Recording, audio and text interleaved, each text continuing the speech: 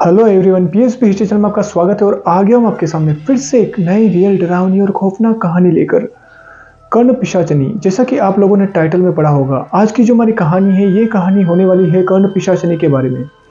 कर्ण पिशाचनी एक ऐसी खतरनाक मंत्र साधना होती है जिस साधना को पूरा करके आप एक पिशाचनी को खुश कर देते हैं, और जब ये पिशाचनी आपसे खुश होकर आपके पास में आ जाती है तो ये आपके कान में निवास करती है। कर्ण पिशाचनी को कर्ण पिशाचनी इसलिए कहा जाता है क्योंकि ये आपके कान में निवास करती है और आने वाली घटनाओं के बारे में आप लोगों को पहले से बता देती है।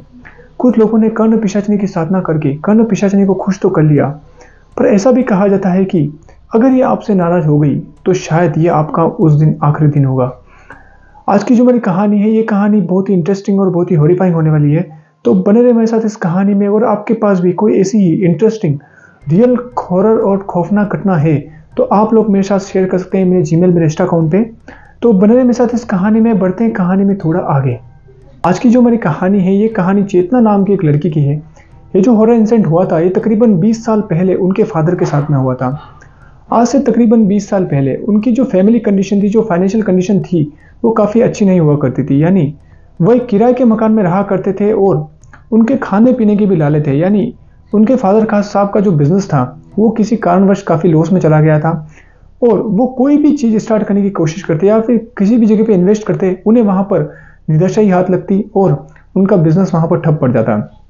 काफ़ी प्रयास करने के बाद भी जब उन्हें किसी भी प्रकार का धन लाभ नहीं हुआ और उनके फैमिली की जो फाइनेंशियल कंडीशन थी वो भी नहीं सुधरी, तो उसके फादर साहब एक तांत्रिक से मिले। उस तांत्रिक ने उन्हें कर्ण पिशाचनी साधना के बारे में बताया और ऐसा भी कहा कि अगर तुम इस साधना को पूरा करके उस पिशाचनी को खुश कर दोगे तो वह तुम्हें धन का लाभ करवाएगी। हो सकता है वो तुम्हें काफ़ी अमीर बना दे और तुम्हारी सारी प्रॉब्लम को सॉर्ट आउट कर दे, या फिर तुम्हारी जितनी भी परेशानी है उसको ख़त्म कर देगी। उस तांत्रिक की बात मानकर उस तांत्रिक ने उन्हें कुछ मंत्र वगैरह भी दिए, जिस विधि को पूरा करके उससे उन्हें उस कर्ण पिशाचनी को खुश करना था। उसके फादर साहब ने बिना कुछ सोचे समझे उस साधना को पूरा कर दिया और कर्ण पिशाचनी को खुश कर दिया। 41 दिन की साधना के बाद जब वो कर्ण पिशाचनी उनसे खुश हो गई तो वह उसके फादर के साथ में आ गई। उस कर्ण पिशाचनी को खुश करने के बाद चेतना के फादर की जो फाइनेंशियल कंडीशन थी वो काफ़ी अच्छी हो चुकी थी। अब वो जिस भी चीज़ में हाथ डालते उन्हें वहाँ पर प्रॉफिट होता। अब उन्होंने अपने गांव का मकान छोड़कर, जहाँ पर वो किराए पर रहते थे, वो छोड़कर शहर में उन्होंने खुद का मकान बना लिया। उनके पास गाड़ी वगैरह, पैसे वगैरह की अब कोई कमी नहीं थी। वो किसी भी चीज़ में हाथ डालते उन्हें वहाँ पर प्रॉफिट होता। बतौर उन्होंने शेयर मार्केट में भी इन्वेस्ट किया, वहाँ भी उन्हें प्रॉफिट हुआ। लोगों को ये बात रास नहीं आई, यानी उनके जो परिवार वाले थे, उनके जो रिलेटिव्स थे, वो यही बात सोच रहे थे कि ये परिवार इतना गरीब था और अचानक से इस परिवार के पास इतना पैसा आया कैसे।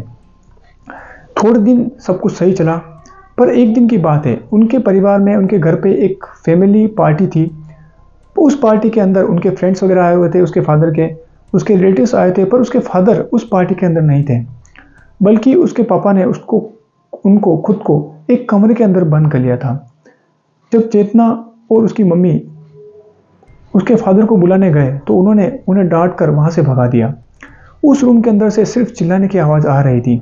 ऐसा लग रहा था कि उसके फादर कुछ बड़बड़ा रहे हैं और ज़ोर ज़ोर से चिल्ला रहे हैं। जैसे जैसे दिन गुजरते गए उसके फादर को शराब की आदत लग गई।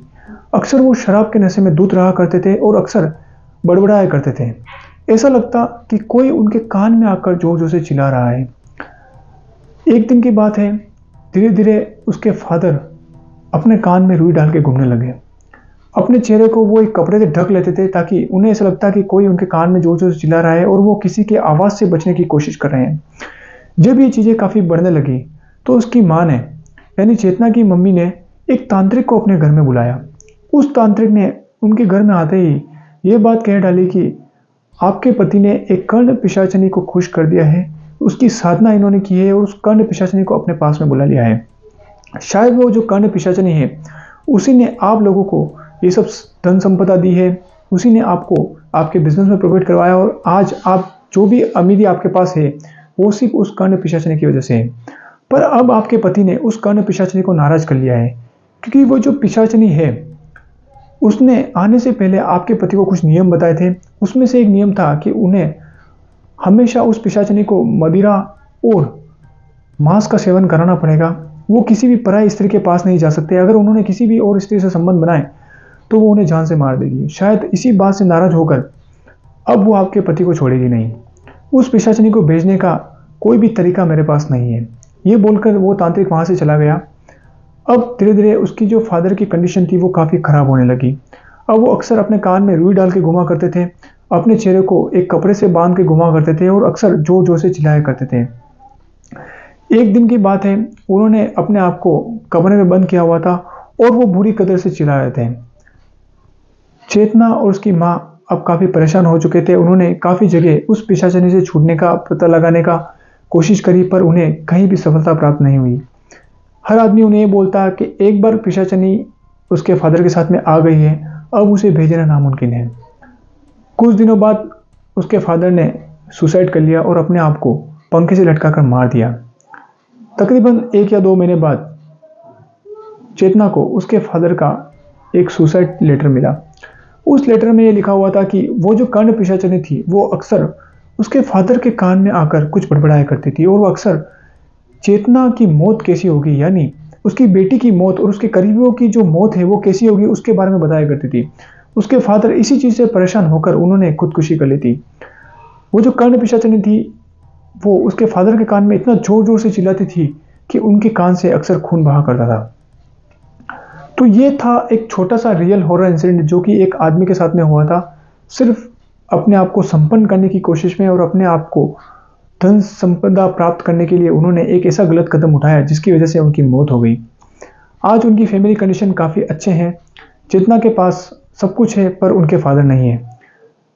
कभी भी इंसान को किसी भी धन के लालच में कुछ ऐसा काम नहीं करना चाहिए जो उसके लिए मुसीबत साबित हो जाए या वो एक इंसिडेंट उनके लिए खौफनाक बन जाए। आई होप ये छोटा सा इंसिडेंट जो कि कर्ण पिशाचिनी से जुड़ा हुआ था आप लोगों को पसंद आया होगा, और ऐसी इंटरेस्टिंग स्टोरी सुनने के लिए आप इस चैनल को सब्सक्राइब कर लीजिए, शेयर कीजिए, लाइक कीजिए। Thanks for watching, thanks for listening, thank you.